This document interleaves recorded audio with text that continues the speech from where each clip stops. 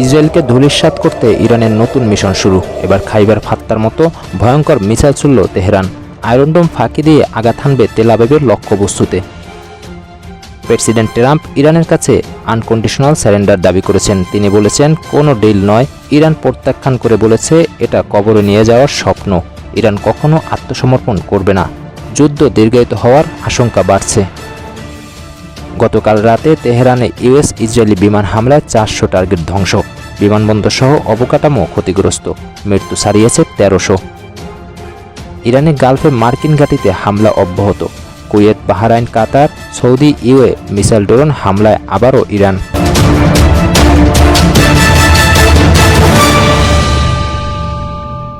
যুক্তরাষ্ট্র ও ইসরায়েলের যৌথ বাহিনী ইরানে আক্রমণের তীব্রতা বাড়িয়েছে। গত 24 ঘন্টায় ইসরায়েলি বিমান বাহিনী তেহরান সহ ইরানের বিভিন্ন অঞ্চলে 400-এর বেশি টার্গেট হামলা চালিয়েছে। পেন্টাগনের দাবি, যুক্তরাষ্ট্র একাই 3000-এর বেশি টার্গেট ধ্বংস করেছে। ইরানের ব্যালিস্টিক মিসাইল লঞ্চের 60% নিষ্ক্রিয় করা হয়েছে বলে ইসরায়েলি সেনাবাহিনী আইডিএফের দাবি। তেহরানে বিশাল বিস্ফোরণ ও আগুনের খবর আসছে। আকাশে কালো ধোঁয়া, রাস্তায় ধ্বংসস্তূপ। ইরানের রেড ক্রিসেন্ট সোসাইটি হিসাবে যুদ্ধ শুরু হওয়ার পর থেকে 1000 থেকে 1300-এর বেশি মানুষ নিহত হয়েছে। অনেক হাসপাতাল, স্কুল ও সিভিলিয়ান অবকাঠামো ক্ষতিগ্রস্ত। CNN এর স্যাটেলাইট ছবি থেকে প্রমাণিত যে দক্ষিণ ইরানের একটি প্রাথমিক বিদ্যালয়ে হামলায় যুক্তরাষ্ট্র দায়ী। সেখানে ডজনখানেক শিশু নিহত হয়েছে, যা যুদ্ধের সবচেয়ে মর্মান্তিক সিভিলিয়ান ক্যাজুয়ালিটি। ইরানের প্রতিক্রিয়া অব্যাহত। আজ সকালে তেল আবিবের উপর ইরানি মিসাইল হামলা হয়েছে। সাইরেন বেজেছে। আয়রন ডোম ইন্টারসেপ্টর লঞ্চ করা হয়েছে। প্রত্যক্ষদর্শীরা বলছেন, একটি মিসাইল ডজনখানেক ছোট প্রজেক্টাইল বিভক্ত হয়ে পড়েছে।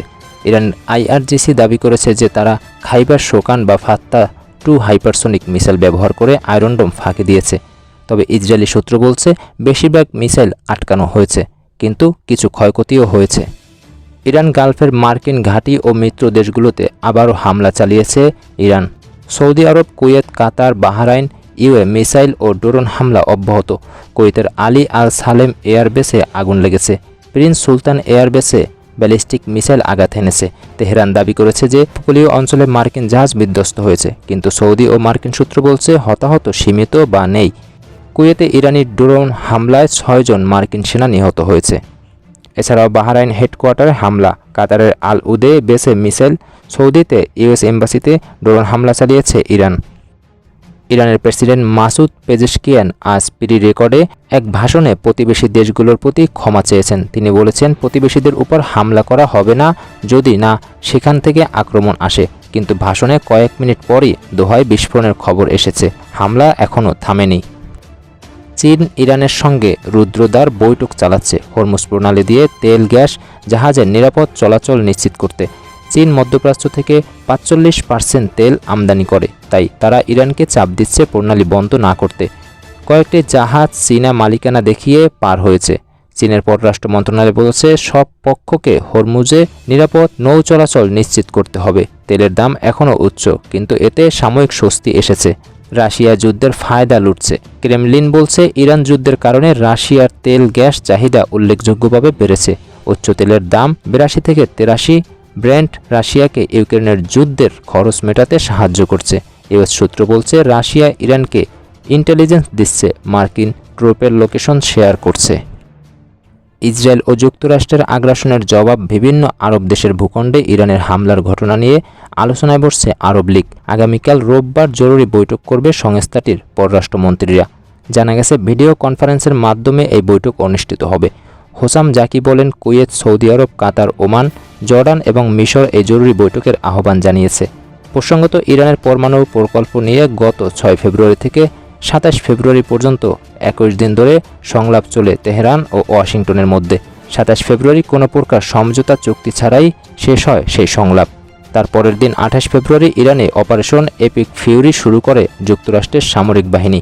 ওয়াশিংটনের সঙ্গে তাল মিলিয়ে একই সময় ইরানে সামরিক অভিযান অপারেশনে বোয়ারিং লায়ন শুরু করে ইসরায়েলও। প্রেসিডেন্ট ডোনাল্ড ট্রাম্প আজ সোশ্যাল মিডিয়ায় ইরানের কাছে আনকন্ডিশনাল স্যারেন্ডার দাবি করেছেন। তিনি বলেছেন, ইরানের সঙ্গে কোনো ডিল হবে না, শুধু আনকন্ডিশনাল স্যারেন্ডার। তারপর গ্রহণযোগ্য নতুন নেতৃত্ব গঠন করা হবে। ট্রাম্প বলেছেন, আমরা ইরানকে ধ্বংসের মুখ থেকে ফিরিয়ে আনব। এটি যুদ্ধের লক্ষ্যকে আরও বিস্তৃত করেছে। শুধু মিলিটারি টার্গেট নয়, রেজিম চেঞ্জের ইঙ্গিত। ইরান প্রত্যাখ্যান করেছে, বলছে নেতৃত্ব ইরানিরাই ঠিক করবে।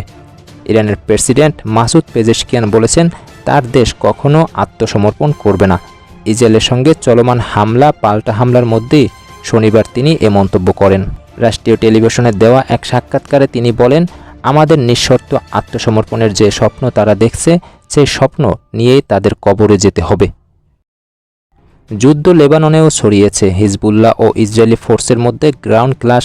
আইডিএফ ইস্টার্ন লেবাননে রেড চালিয়েছে। বিশ্লেষকরা বলছেন যুদ্ধ দীর্ঘায়িত হতে পারে। ট্রাম্প গ্রাউন্ড ট্রুপ পাঠানোর কথাও ভাবছে।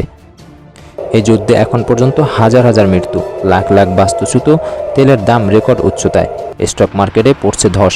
বিশ্ব নেতারা শান্তির আহ্বান জানাচ্ছেন, কিন্তু কোনোভাবেই থামছে না ট্রাম্প নেতানিয়াহু। পরিস্থিতি অত্যন্ত অস্থির ইউএস ইসরায়েলের যুদ্ধে। দর্শক, আরও খবরের জন্য সাবস্ক্রাইব করে এসকে টিভি অনলাইনের সাথেই থাকুন, দেখতে থাকুন অনলাইনের সকল প্রোগ্রাম।